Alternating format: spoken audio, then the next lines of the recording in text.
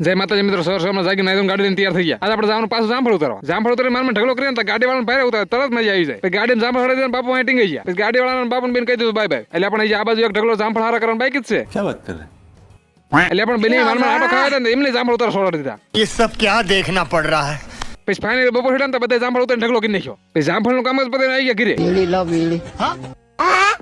ઘરે આવીને જોયું તો નાનકા નાનકા મહેમાન કોણ આવી ગયા છે? એટલે આ ગાડીના પેડા તમારા ડોહા નો હોય. આલુ कोई सेंसेस बात कर? એટલે હેઠો ઉતરીને પછી બધા વાત કરશે કે મામા ભાણિયાને માથે ચડાયો હોય.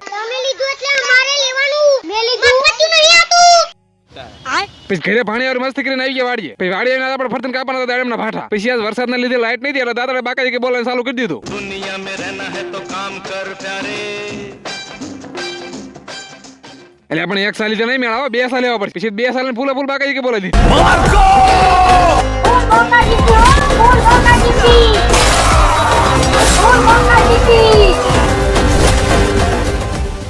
Sorry sorry sorry.